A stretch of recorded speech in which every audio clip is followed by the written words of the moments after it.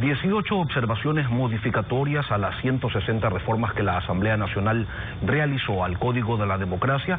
hizo el presidente de la República en su veto que fue remitido el pasado 3 de diciembre, un mes exacto después de que se aprobara el texto en el Legislativo, que fue el 3 de diciembre. El veto llegó el 3 de enero. Vocerías gubernamentales señalan que este veto apunta a tener más transparencia, mayor proporcionalidad y a incentivar las alianzas entre organizaciones políticas. Desde Quito nos acompaña la presidenta del Consejo Nacional Electoral, Diana Tamait. Presidenta, buenos días. ¿Qué gana la ciudadanía con estos cambios? Buenos días, muchísimas gracias. La aprobación del proyecto reformatorio de ley al Código de la Democracia es un triunfo de un trabajo colectivo de las organizaciones de mujeres, de la academia, de las organizaciones políticas y la sociedad civil, porque profundiza la democracia, porque como usted perfectamente lo dice, activa la participación de las mujeres, combate la violencia política, da posibilidades al Consejo Nacional Electoral ejercer mejores controles en el uso de fondos de campaña y el fondo partidario, y así de esta manera transparentar el ejercicio y el trabajo de la función electoral, y también nos da mejores mecanismos para transparentar los procesos electorales al incluir temas que corresponden a justicia electoral, la posibilidad de construir el padrón pasivo para de una vez por todas hacer una depuración seria a aquello que siempre ha sido históricamente una preocupación a la ciudadanía. Por eso el Consejo Nacional Electoral se complace, está conforme con el veto del presidente, porque deja intacto aquello que para nosotros ha sido un logro histórico después de una década de poner a prueba un código de la democracia que ha sido cuestionado y ha tenido muchos vacíos. Hay sin embargo un punto que podría ser polémico en el veto, y es que el presidente Moreno elimina las circunscripciones electorales que existían en Manabí, Guayas y Pichincha, y eso, si bien fue materia de discusión, el tema de las circunscripciones no estaba dentro de los aspectos reformados al código por parte de los legisladores. Al final, ¿quién gana con esta supresión de los distritos electorales? Bueno, yo quiero recordarle al país, cuando yo estuve de vicepresidenta en el Consejo Nacional Electoral Transitorio, fue una propuesta que hice al Pleno del Consejo, la eliminación, el cambio de método de Hunt a Webster, acompañado con la eliminación de las circunscripciones electorales, porque eso ayuda y promueve mayor participación y representación de las minorías que tienen derecho a estar en un Estado democrático. Sin embargo, una vez que fue presentado ya a la Asamblea Nacional no recogió en el proyecto aprobado esta parte que ahora incluye en el veto del presidente. Con esto, ¿qué quiero decir yo? Manifiesto que las actuaciones, tanto de la Asamblea y de todos los que tenemos la posibilidad de hacer cambios, tenemos que respetar la ley y la Constitución. Lamentablemente, la Constitución determina claramente en el artículo 138 que el veto no podrá incluir temas ajenos que no estén contemplados en el proyecto de ley aprobado por la Asamblea Nacional. A pesar de haber sido una propuesta que la defendí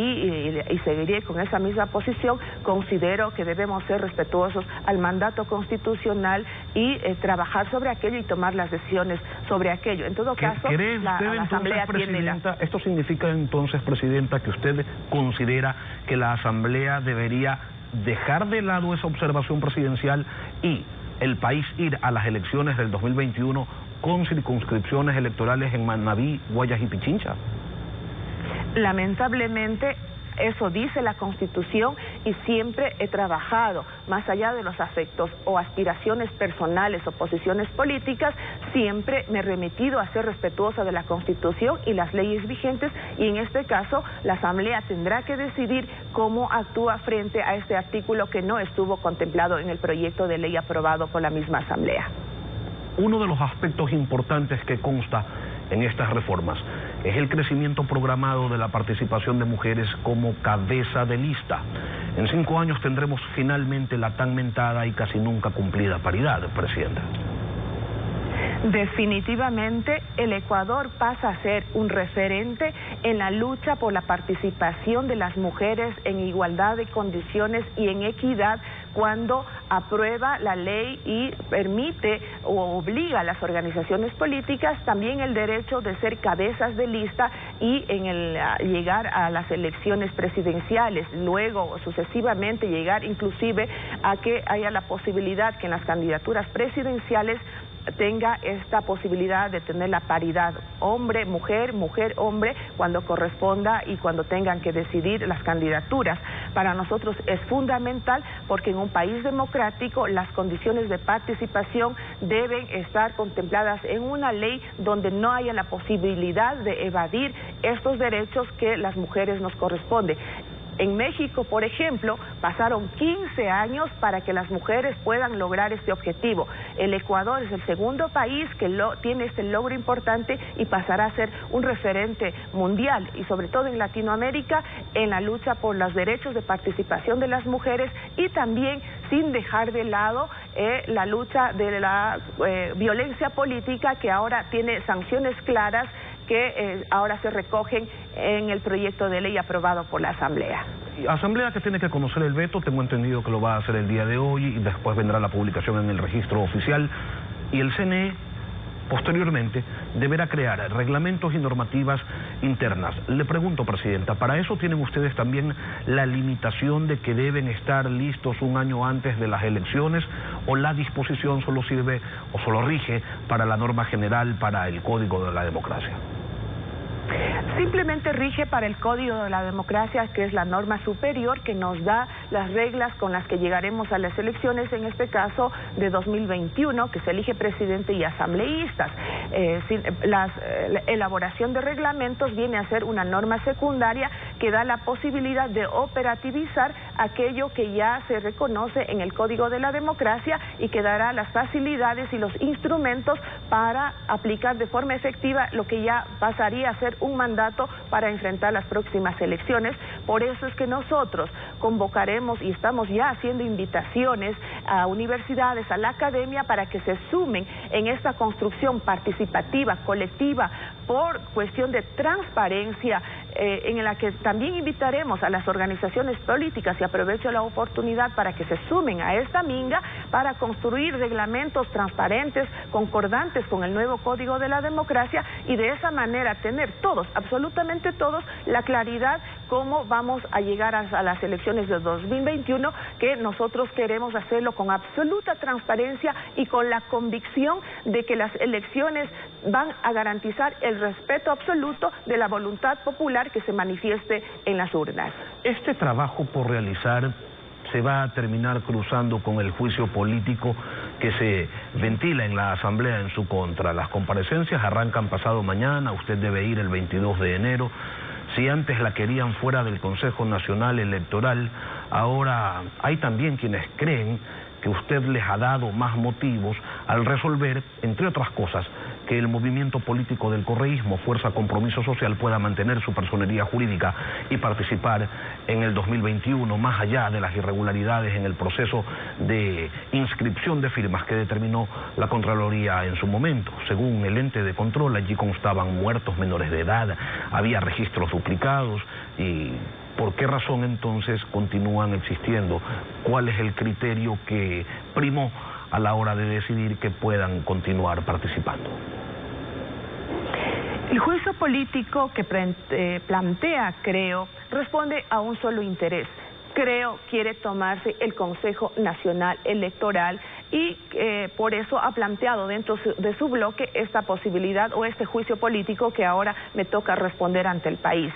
Yo quiero ser enfática en este punto. Soy una funcionaria pública, siempre he tenido el mecanismo de transparentar mis acciones y mis decisiones y ahora será la posibilidad de rendirle cuentas dentro de las funciones que tiene que cumplir la Asamblea Nacional de Fiscalización, pero sin perder de vista que el principio que ahora les lleva a esto con este planteamiento de este juicio político es que creo quiere tomarse el Consejo Nacional Electoral. ¿Pero cómo podría tomarse el Consejo Nacional Electoral si tienen un voto? Ustedes son 3.